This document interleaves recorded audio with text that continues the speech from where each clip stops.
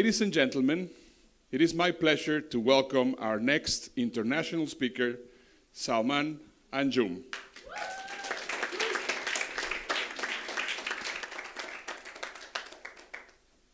Thank you very much, Ernesto, for a kind introduction. Imagine a space shuttle is about to lift off. The initial movements are very critical for the success of its journey. It is a tiny portion of the entire journey, yet stumble during this initial phase can cause the mission to burn and crash. Opening of any presentation is equally critical. Stumble during the opening of any presentation can cause the loss of interest in the audience mind. So how to lift off your how to lift off your presentation powerfully?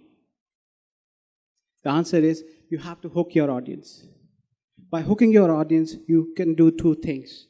You can gain their attention, and at the same time, you answer the most important question in their mind, which is, what's in it for me?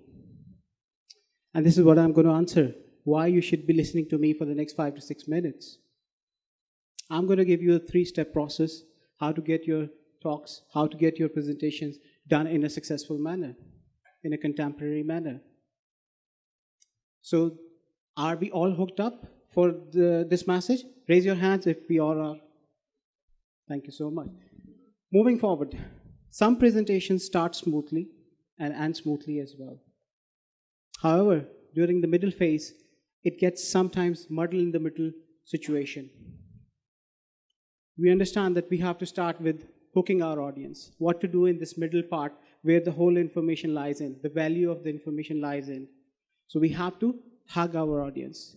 Means that you cannot lead the content and leave behind your audience. You have to take them with you on the journey. How we can do that?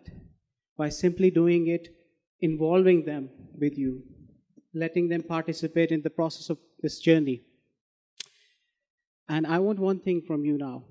I'll give you one gift, a book, if you answer me a very simple question. I used the space shuttle analogy in the very beginning. What is the name of the first space shuttle which made the successful mission to the moon? It happened in mid-1960s.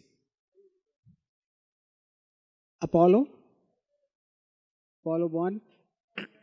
You raise your numbers, please. 1, 2. Who said 11? It's yours.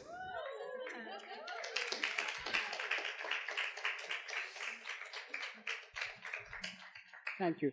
The reason I'm bringing Apollo 11 again, a space shuttle, in our discussion, it made the first ever successful journey to moon and came back successfully. During its journey, it made 7,380 deviations.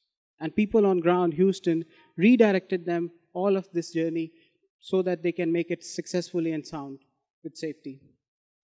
My point here is, if the most successful journey, one of the most successful journey of mankind can be a success with 7,380 deviations, any presentation can be a success if you continuously rehook your audience and involve them in the process of learning.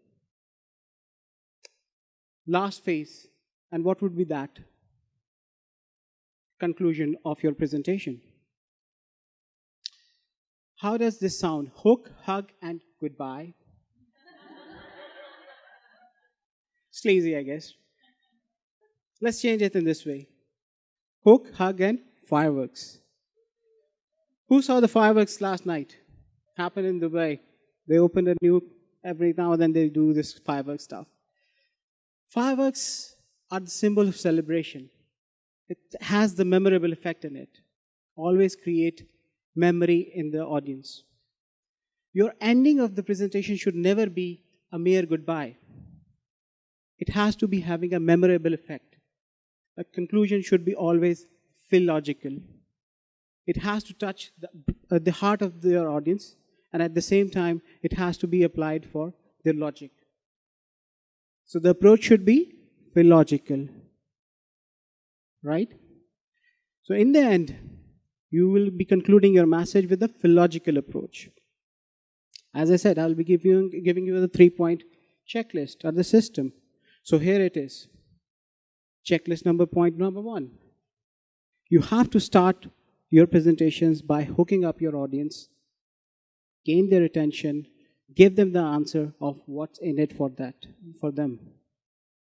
In the middle phase, hug them, take them with you along the journey.